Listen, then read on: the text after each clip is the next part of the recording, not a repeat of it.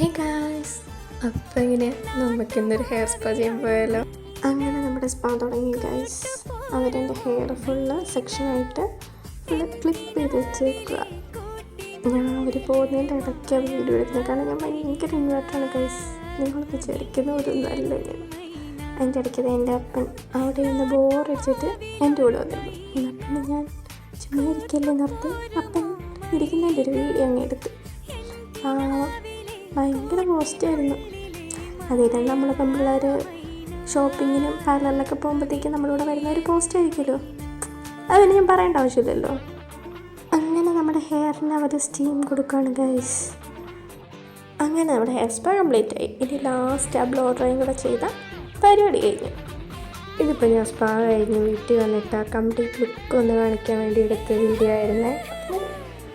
അടുത്ത വീഡിയോ ആയിട്ട് വരുന്നവരെ സീ ബൈ.